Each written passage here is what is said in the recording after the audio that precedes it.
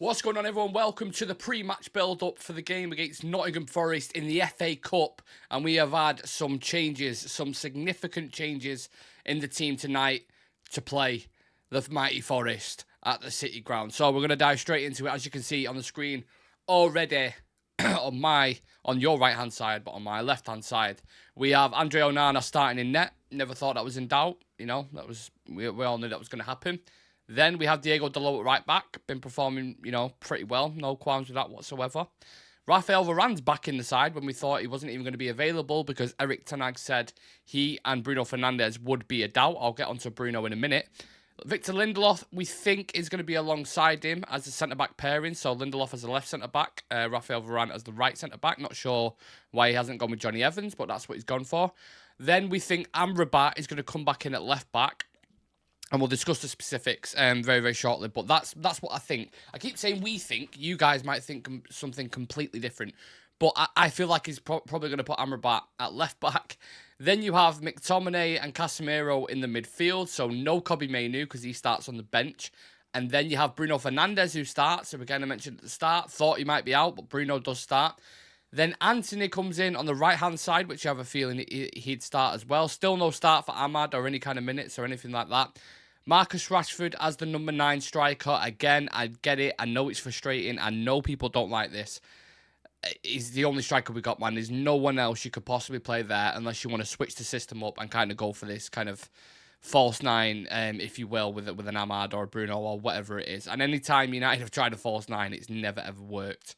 So, yeah, Marcus Rashford starts as a 9. And then, of course, the infamous Alejandro Garnacho starts on the left-hand side. I'm just going to pull up the subs bench because I want to know who's on there. So you've got Bayinde, Evans, Cambuala, Ogini, who is a right back for us from another prospect from the academy who gets, his first slot on the bench today.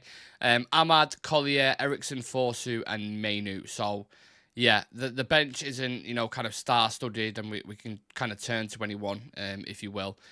And that's the nature of the beast. That is the nature of the beast, unfortunately. But I still think you should have enough there to get the job done, right, when you look at that side. It's not like, I know it's in pieces a little bit, but Anthony, 85 million quid. Rashford, the season he had last season. Garnacho's a top talent. Bruno Fernandes, when he's on it, is regarded as one of the best in the league in his position. Casemiro, McTominay have their kind of quirks, but still, it's not an awful midfield. And then Amrabat, Lindelof, Varane, Dalot, and Onana is very makeshift, I will admit that. But still, the quality that's on the pitch, there's no excuse.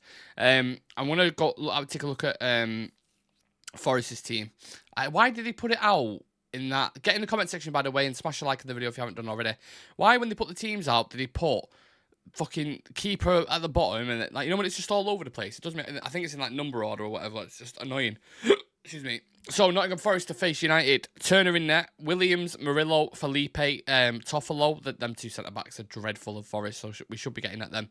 Danilo, Yates, Ilanga, Gibbs-White, Origi starts, and Awoniyi. So, they're going to be pumping balls into the boxes. They've got both Origi and Awoniyi on there. Ilanga and Gibbs-White pushing the width and getting crosses into the box. That is what they're going to do. They're going to target that. So I'm happy that I would say Victor Varane then. What a name that is. What cross-pollinization there. Who remembers Yu-Gi-Oh? Do you remember when Yu-Gi-Oh used to do that, pollinization? Anyway, Rafael Varane at centre-back is really important because his aerial presence, and numbers don't lie, man. He's really, really good in the air, so we're going to need him against the likes of Awoniyi. Lindelof, I feel like may struggle a little bit. I also think we're going to struggle in the wing department when you've got Amrabat starting a left-back. I remember the first couple of games he had there. He actually looked all right when he was getting on the ball. He was playing balls in behind. He seemed very composed. He didn't really stick to that left-back position. He was kind of floating in like a back three. Sometimes he'd drop into midfield and Casemiro would cover for him. So I'm not sure how that rotation is going to work, and I'm sure Nottingham Forest will be looking at that area and looking to target it. That left-hand side with Amrabat and Lindelof, I think they'll have a bit of joy there. And I think Ilanga might be looking at it and saying, you know what, we can get at him there, lads. So that side does worry me. The right-hand side, I've got no qualms. Varane and Dalot, solid, in my opinion. I mean, I know the Fulham game wasn't kind of a great example of that, but them two I'm not worried about. Onana's, kind of cracked on. He's not been bad the past couple of games.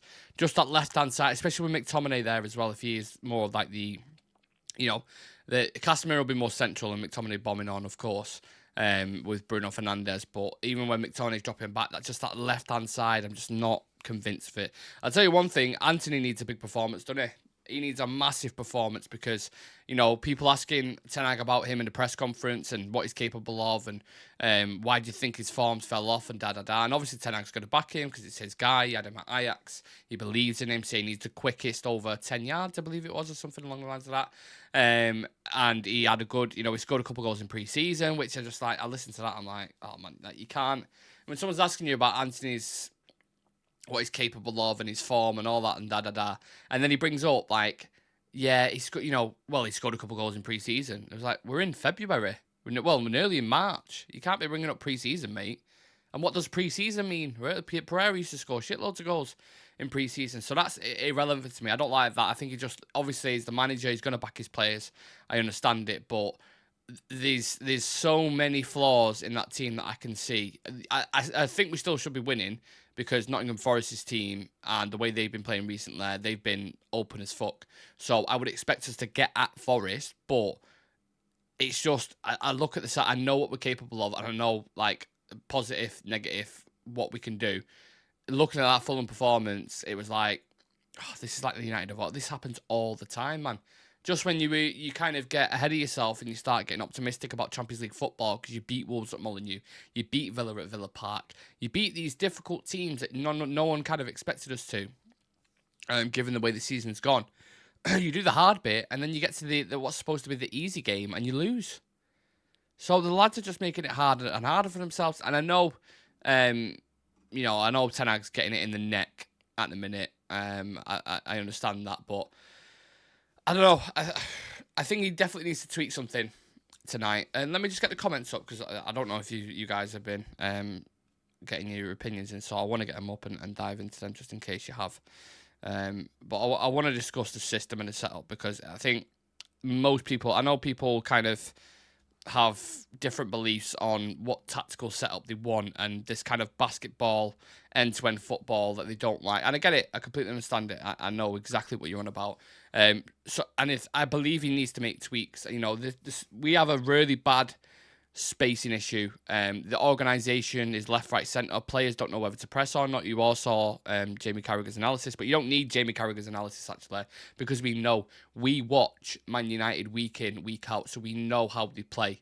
We know the issues are there. We've been speaking about them all season, since the start of this season, against Spurs, against Wolves, any game you name it in the first month of August, even against Forest. Didn't we play Forest and we went 2-0 down within the first 20 minutes, and it took a reaction and an Anthony goal, funnily enough, I think. Did Anthony score against Forest or got an assist? I'm not sure. That might even be last season. My head's everywhere. I don't know.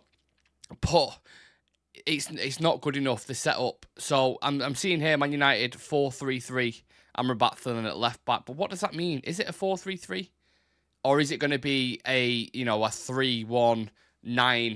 Like, do you know what I'm saying? Because Bruno and McTominay just leave space in behind him.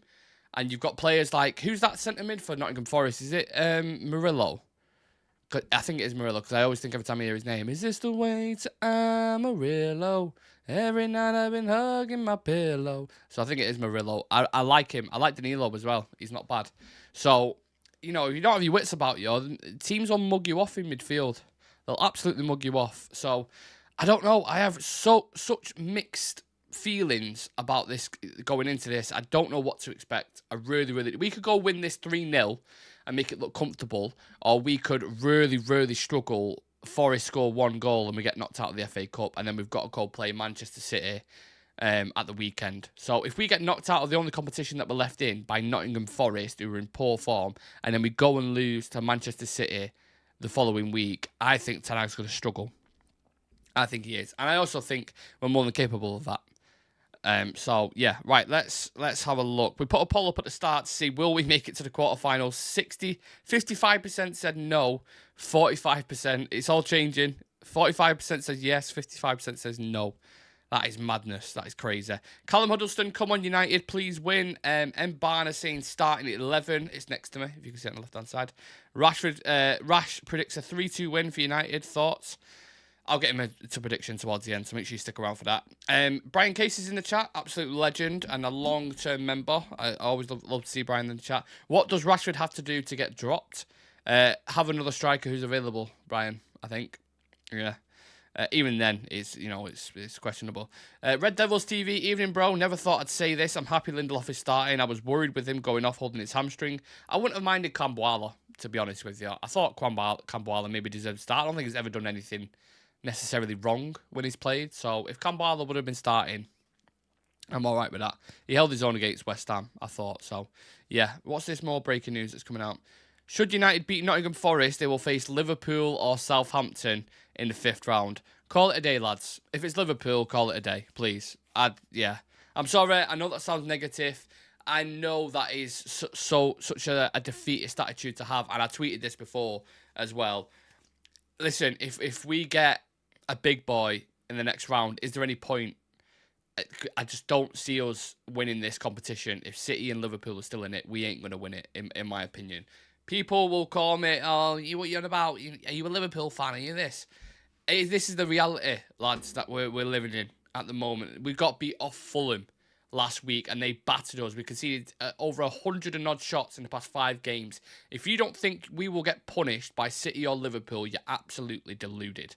Do I want us to win if we advance and we end up playing? Maybe Southampton will knock Liverpool out. Who knows? He did it against Man City last year. But I'm telling you now, that's our spot.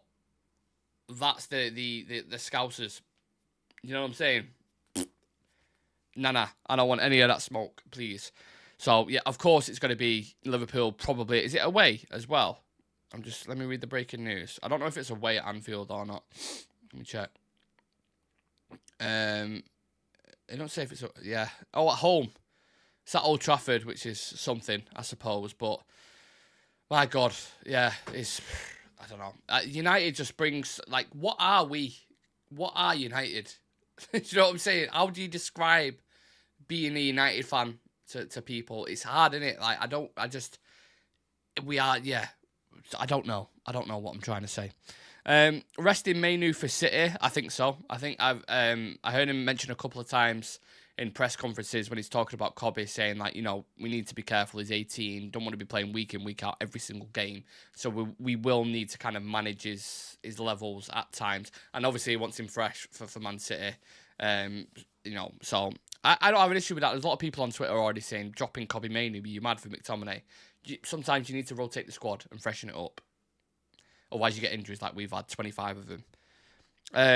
Charlie Malman says, I hope Eric Ten Hag does not play at injured Bruno and Varane, but there's a chance now to get the next round.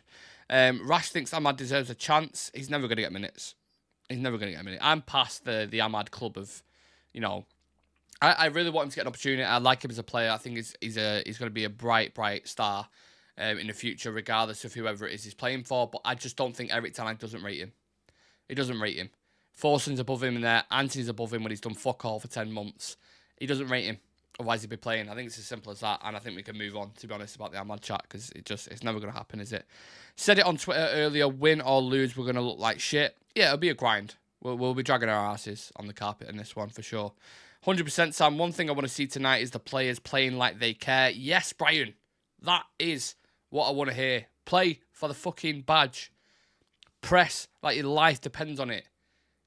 Organise, speak to each other, be a team rather than a set of individuals who don't look like they're having a fucking clue what they're doing. None of this, I just see it being a bit of a struggle. I think if the crowd get on our back as well, honestly, lads, it could be a long night tonight. It could be. Control the game for the love of Christ. Don't need to see Forest with 24 shots. Yeah, essentially. It's Sam. This ain't happening, Brian Casey. I know blind hope might they actually win the game. Ilanga's going to have a field day with a slow Amrabat and Iceman. This can get ugly. Red Devils TV, first 5 minutes, we went 2-0 down. Jay McGrogan saying, easy, Nick. It's like we're watching England, mate. Man United will probably qualify. McTominay's not good at nothing, only good at goal scoring now and then. I mean, yeah, you all make extremely valid points, and that's why this community is absolutely wonderful. For anyone just joining, we will face Liverpool or Southampton at Old Trafford if we win tonight. So, yeah, that is breaking news. I was going to actually discuss the draw and discuss the teams that are still left in it, because I had a little note Who's left in it now? So there is, again, Newcastle, Chelsea or Leeds. I think they play tonight. Leicester City, Liverpool or Southampton, Wolves or Brighton, Coventry or Man City. So in there, you've still got City, that's a difficult game. Liverpool's a difficult game. Chelsea and Newcastle are neither here or there. So they're the two big boys. Liverpool have already won a trophy. Let's not let them win another one, please. But we have to get through the test tonight, don't we? So I feel like the only thing that's fresh in the back of my mind is the Fulham game. And I keep thinking about that game and how, like, the last minute, you see Adama Traore come on, and you're like, and you see Eriksen on the pitch, and you see Maguire on the pitch, and you're like, oh no. And then on that right-hand side, when he picks it up, and you're looking at them both, and you're thinking, oh, do you know what I mean? You're thinking, this is like two bodyguards, 7 stone, piss wet through it. I know Maguire's quite big, but I'm just talking about in terms of stature, like, against a Traore who just looks like an NFL player. You saw it was curtains, mate, from the off. They should have took a yellow card, and we probably would have got a draw out of it. But yeah, the whole game, there was just issues consistently all around the pitch that we struggled. So I'm praying to God the players stick to instructions tonight. We play a good game, we control the game, and we don't just let it be basketball. Ilanga has a shot. Garnacho has an opportunity, misses it. We miss, end to end. Oh, Forrester finally scored. Now we've got to scrape back into it. Because I think the majority of people would probably agree that's the way the game feels like it's going to go, doesn't it? It just does. Good to see the regs here. Brian Casey, Red Devils TV, Jay McGrog and Charlie Malman. We'll always jump on lives when I can. Absolutely. We appreciate your presence as always. Otherwise, we wouldn't do it. What would be the point of sitting here talking football if you lot didn't tune in? Wouldn't make sense, would it? Not logical at all. So yeah, much improvement needed from the Fulham game. I'm missing Højlund. We really need a striker. I don't know what Rashford is going to do. Forest are another team. They'll be compact under Nuno. We know what you're going to get, and he won't get no space. He'll be frustrated again. And he'll probably have another poor performance. Prove me wrong, Marcus. Prove me wrong, please. That begs the question as well when you're talking about the attack. Do we have enough goals in the team to outscore him? Anthony, 0 goals, 0 assists. I'm sure Ten will probably mention in the pre-match comments, which I've not seen yet, but I'm sure he'll mention something like Anthony got a goal in this competition against Newport. He can do it again. I'm expecting a bit. Anthony's the one who I'm focusing on today. Garnacho's been doing okay. Rashford, I expect him to have a poor performance. Bruno's back in. Again, he's been average, so I expect him to be average. Anthony's the one I'm watching, and I'm like, you need to offer something here, mate. You need to offer something. Otherwise, I already think 75% of people are leaning towards the fact of an Anthony sale anyway. Like, the majority of the lads I've spoken to on the channel agree with that. So if there's any chance of reviving your career at Manchester United, if you can't do it in the FA Cup against Nottingham Forest, what'd you do? You know what I mean? You've cost nearly 100 million quid, mate. It's unacceptable. It's gone past unacceptable, to be honest with you. Right. A couple of stats here for you. It's head-to-head, because you know I like my stats. The 2 games in the Premier League, we was lucky to win one at home. I know that's... What? Who the fuck has written that? I have no idea what that is. Something's creeped in there into my stats. No idea. So yeah, heading into this game, that's going to throw me off. I don't know what the fuck that was. Who's that? Who is that? So coming into this, no Harry Maguire, no Lisandro Martinez, no Aaron Wan-Bissaka, no Luke Shaw, no Malacia, no Mason Mount, no Højlund. Only lost once this year, of course, which was to Fulham recently. But that doesn't explain the full context, does it? Because the majority of the games are won by a 1-goal margin, and just, like, you look at the Wolves game, it took individual brilliance from Mainoo to go on and win that game. A win's a win, I get it, but you know what I mean. We've only beat Wigan and Newport in our run-up in this FA Cup so far, so we haven't played anyone remotely close to the level of the Premier League. So, yeah, it's been a relatively easy run. Probably Nottingham Forest included, that's easy. And then Liverpool after that, that's when you step it up. Maybe if you go beat Liverpool in the quarters, I'll have a bit of optimism with the form that they're in. But we'll speak about that when we do the preview for the game. Nottingham Forest, of course, you all know, managed by Nuno Espirito Santo. Elanga, the one to watch. I believe he's got more goal contributions than any of our wingers, which is funny, innit? Because we let him go. Not saying he would have achieved that with Manchester United. You know, sometimes you get this case of players leave the club, they find the level, they flourish. Happens all the time. And Elanga is definitely flourishing in that Forest setup. 7 goals and 5 assists, I think he's on, which is a decent return. And I think I remember the period under Ralph Rangnick, actually, with Elanga, where he was probably like, everyone was saying, has to start. And then after that, like, it was just kind of, we never really saw him again. He had the odd appearance. People just call him more of an athlete. I know from like interviews that players have done and people who, like coaches who have spoken about him, say he trains really well, he's got a fantastic attitude. So I know he was a little bit cocky in the last game. Did he score in the last game? I feel like he did. Or maybe he got an assist or something, I'm not sure. But he was talking after the game saying, yeah, I never really got a chance at United. And you can't really blame him. If you're a little bit salty about it, then it is what it is. And if players move on and make a career of themselves, then, you know, fair play to him. Fair play. In terms of the team itself, I've mentioned it a couple of times. They aren't in the best of form at all. They've played 10, lost 4, drew 3, and won 3 in the last couple of games. They've had a pretty easy run themselves in the FA Cup. They played Blackburn, which they had to... was it Blackburn? Blackpool, sorry, not Blackburn. Played them a couple of times just to get through because they had to do a repeated leg. Same thing with Bristol as well. Bristol, you're right there. You're supposed to fertilise my crops, not my daughter. Beat them in a couple of legs to get through. So, you know what I mean? They've kind of dragged their asses as well. It's almost like two just sloths meeting in the middle there, and it's just a fight to the death. Which sloth comes out on top? No one knows. St. Nolan has been a member for 7 months, saying, Nick Ahmad not starting. Is he done under Eric Ten Hag? I believe so. Yeah. I believe so. There's more chance of Prince Andrew getting arrested than Ahmad starting a game for Man United. And I genuinely mean that. I'm not even saying that for likes or like there is. Because Ahmad ain't happening. He must be livid to not even get, you know, he gets the odd minute. I think the most minutes he's got this season is against Forest in the league. And I think most people would agree. He had a pretty decent cameo. He was giving everything we wanted from a right-hand-sided winger. His work rate off the ball was fine, in my opinion. He was combining with Bruno. Like, you started to see patterns. You know when Ødegaard plays with Saka and they have that instant chemistry and you see them, they'll just manipulate on that right-hand side. I felt like Bruno and Ahmad had that instantly. As soon as Ahmad came on, it was combinations. He was linking up play. You know, his dribbling, close touch was really, really nice. I don't get it. I don't get it. I really, really don't. And I'm almost tired of talking about it because it's just nothing's ever going to be resolved from it. So I'm almost past it. You know what I mean? I'm trying to forget it. But like an ex-girlfriend, you just Men in Black memory wipe, click it away. Ahmad should have started, and Anthony can come on in 15, 20 minutes. Yep. Jay McGogan, that accent was good. Thank you very much. I'm a man of many. I was going to say man of many talents. I'm not a man of many talents. I'm a man of many accents, if you will. Big up St. Nolan, the saint of optimism. Cynicism, Brian Lowell, but in this case, it's reality.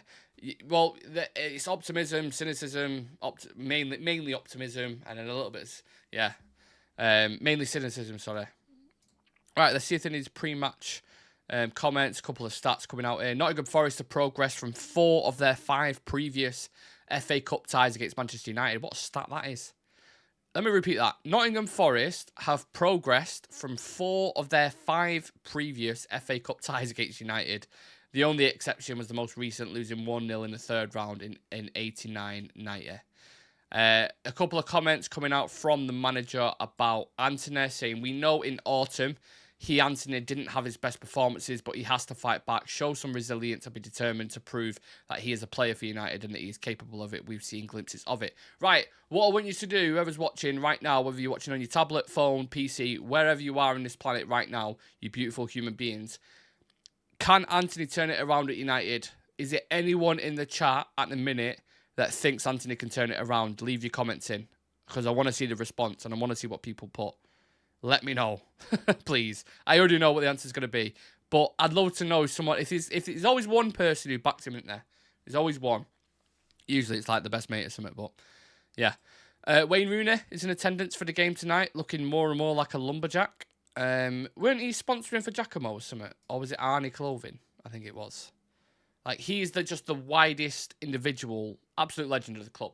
But he is shaped just like a biscuit, innit?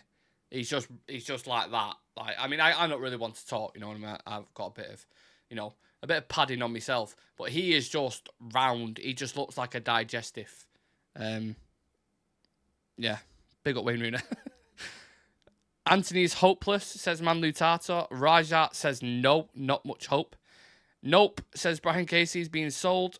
Jay McGrogan says Ahmad could learn from Palistra and Ilanga. I mean, it's such a shame, but he deserves a good opportunity, man. Perhaps not in a completion against United, though. That Neo guy on Twitter backs him, and he was the one telling us Qatar was done deal, so take that what you will. Yeah. Sam and the infamous Qatari Twitter accounts. He looks like a what? A biscuit. You know what a biscuit is? Come on. Come on, Charlie Malman. We know what biscuits are. We're smarter than that. He'll never be worth the money, but he may one day cease to be crap. I don't think he's ever going to live up to the price tag. I mean, I would be astonished if he started playing like an 85 million quid winger. Because what is an 85 million quid winger? It really... 10 years ago, it would have got you a Ballon d'Or winner. Longer than 10 years ago. Jesus. 15 years ago. Is it longer than 15 years since Ronaldo won a Ballon d'Or at United? 2008. 12 plus 4. 16 years ago. Wow. That's almost half my lifetime. That's more than half my lifetime, should I say. Crazy. But yeah, what does... Name a winger in Europe right now who's been bought for more than 80 million quid who's been extremely successful. I'm trying to think. Jack Grealish.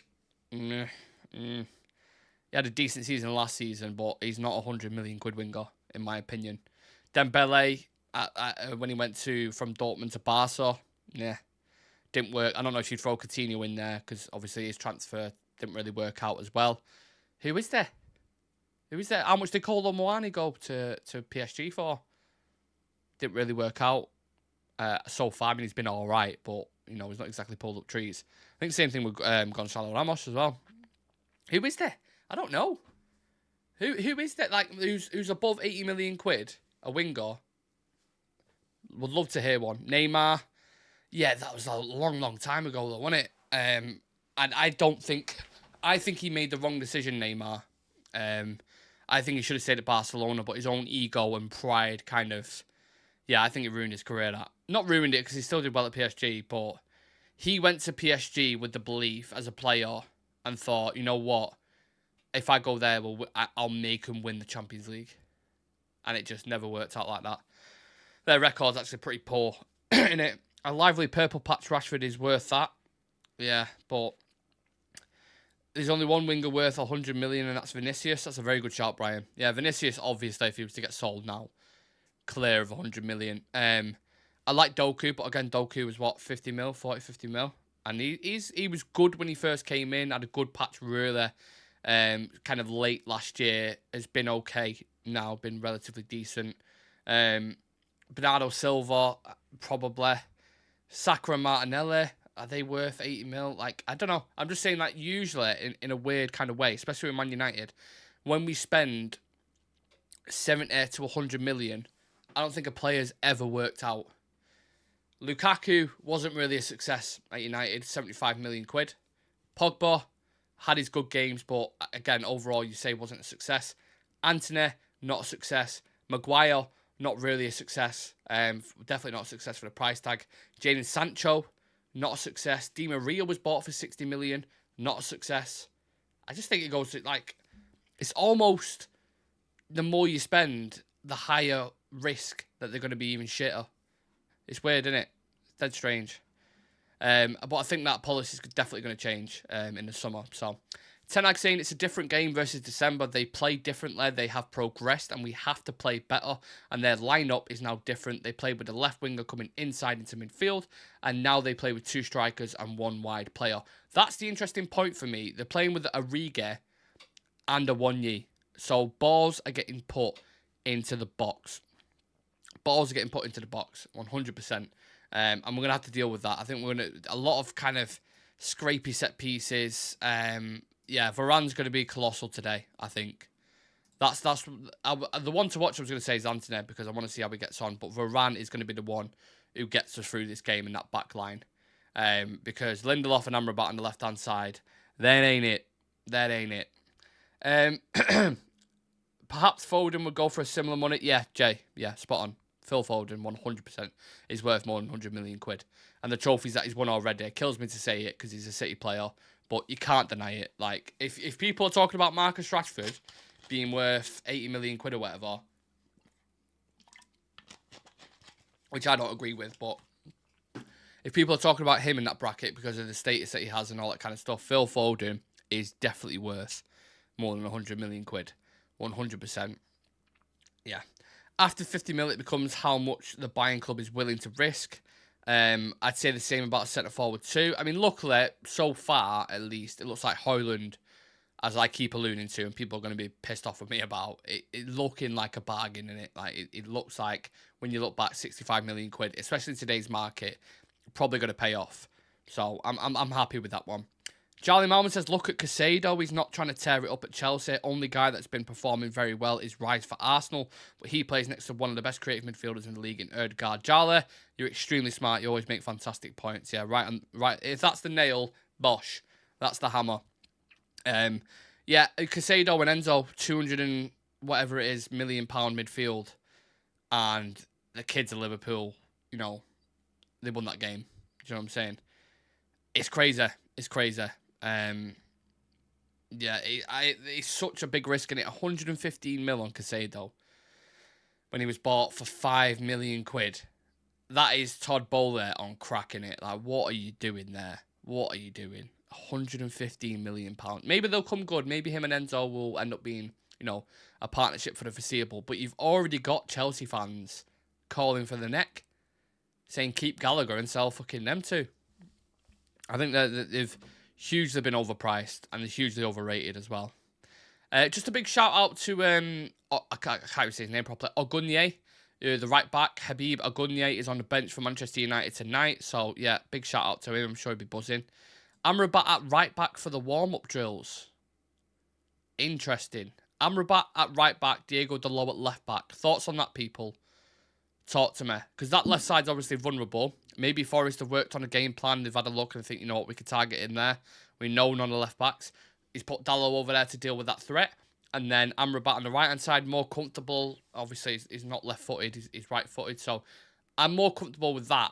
Because I remember seeing Victor Lindelof against Atletico Madrid. And me and Sam discussed this the other day. And it was like, oh. Do you remember when that lineup got announced in the Ragnick? It was like, I think it was Lindelof. Who played now? I can't remember the exact pack line. It was like Lindelof, Maguire, Varane, and Shaw. It was like, oh, maybe played like a back five, back three, and then we was like, and then we saw it kick off, and Lindelof at right back. You're like, oh no, what the fuck? So I'm intrigued more. I think that is better. Amrabat at right. Amra right back. That's, you can work that somewhere. Amra right back. You can almost fit it in. That's what she said. So I'm interested. 8-year contracts and that. Mudryk, there's another winger who we didn't even mention. Mudryk, 80 million quid. What are you doing? What are you doing? Stupid spending. Not when Real has Diaz, Vinny, and Saint. I don't know what that's saying. Dalot is good as inverted fullback. Did a job against Saka last time I saw him play, but also had a poor game against Copenhagen, so it's kind of here nor there. Actually, Garnacho and Dalot have great chemistry together, so it could be a smart move. Real Madrid always stack talent. Trust me, he goes, and he's spoken about wanting to go. I see Garnacho as a Madrid player. I've always said it. I've said it for a long, long time. He just suits Madrid. He just fits that image, in my opinion. But I think if they sign Kylian, I know they do stack talent. If they sign Mbappe, I think Garnacho's not even on the radar, to be honest. So, yeah, let me know your score predictions, please, in the comments section. How do you see it going tonight? Please, can we have more positive score predictions and negative. Otherwise, it's going to drag myself into a hole, and I probably just will watch the game like that and just listen to the sound. Or maybe that'll make my anxiety worse. I don't know. But talk to me, people. What are we feeling? Don't go with your heart. Go with your head. I want to hear some sensible score predictions and who you think's going to score as well. And please do leave a like on the video as well if you can for us. Brian Casey's going with a 1-1. I think we're all going to have a similar prediction here. Rajat V says 2-1. Is that to United or Forest? 2-1 either way. Honestly, flip of a coin. Yep. The majority of people are going. I think what I've put on my bet, and again, I'm not condoning bets, but I'm just saying. What I put on my bet, I put Casemiro to get booked because he always does. Lindelof to get booked because I thought he was playing on the left-hand side, but he's playing at centre-back, so I might need to tweak that. Because I thought he was going to get rinsed off Elanga on that left-hand side. Swede versus Swede. I could see him getting a booking, but he probably won't get one now. Casemiro, Varane. No, fucking hell, can't speak. Casemiro, Lindelof to get booked. Rashford to score. And both teams to score. That's what I've put. That one's like the optimistic one. And then I've done one. Nunes, Martinez for Inter Milan. And Rashford all to score. Treble. 13-1. Bosh. Again, don't condone betting. I can see goals, to be honest, Nick. I don't know about scoreline. Goals at both ends. Yeah, you're spot on, Jay. Yeah, I think there will be goals. If we keep a clean sheet tonight, I'd be astonished. I think a 1-0 will probably get one. Elanga or Gibbs-White will get one. I think, yeah. 2-2 or a 1-1 is probably... That's what I'm leaning towards at the minute. That's what I'm feeling. 2-1 Man United. Thank you, Rajat. It's Shah Sam. 3-1 United. Anthony, a goal and assist. Shah Sam, I don't know if you've been smoking the old recently. If you have, let me know how it is. 3-1 to United and Anthony, goal and assist. Whew. That is bold. But we like bold. We will take bold. If that happens tonight, you know what? When we do the post-match reaction, I will sing your praises for a minute straight if that happens. So, I love the positivity. Anything else? Any more pre-match comments from Mr. Ten Hag himself? Da-da-da-da, da-da-da-da. Take a look at my girlfriend. She's the only one I got. Da-da-da-da. Not much of a girlfriend. Seen a bit of news about Dan Ashworth before, actually. Set to become Man United's new technical director soon. But that's from that Santi JFN, who's... I don't even know who report. Journalist Foot Mercato. Yeah, nonsense. He always tweets stuff. Nonsense. Shah Sam's been sharing Bowley's stash. But we love Shah Sam. The odds on that, I'll tell you the odds on that right now, actually, live. So what did you say? 3-1 and Anthony to score or assist, or was it score and assist? I can't remember what it was. I'll tell you the exact odds. Yeah. So it's going a little bet builder. Where's Anthony? Anthony, any time to score. And the actual score itself. Where are we at? 3-1. 25-1. They're the odds, Shah Sam. For Anthony to score any time and the full-time score to be Man United 3-1. 25-1. You bang a tenner on it, you get 250 quid back. So, take that as you will. If you do win, Shah Sam, you owe the lads a pint. Save your money, it ain't happening. Save your money. Save your money, Brian says. That wasn't even intentional, that Irish accent as well. I'm gonna listen to Ten Hag's reaction. Let's see what he's saying. Highly motivated to get the best performance and help the team doing us. Big occasion. Here's another question for you. Why is this? Stop playing now. Here's another question for you. And answer this honestly, please. Okay? If we get knocked out of the FA Cup tonight by Nottingham Forest, not even in convincing fashion, we just get knocked out and we lose the game. And then we lose the Manchester derby uncomfortably. Should he go?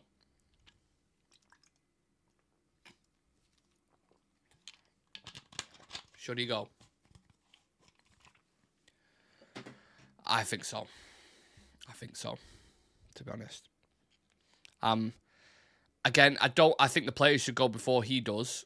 Let me just put that out there first and foremost. And I like Ten Hag. I'd like to keep him, but I think it's going to be too much if we get knocked out of the FA Cup. And I'm talking like if we get slapped off City, it's going to be difficult, man. It's going to be difficult. The fans are already on his back. And I know the injuries and players, it's an excuse to a certain extent. But what happened against Fulham at Old Trafford, that ain't an excuse, in my opinion. I don't think so.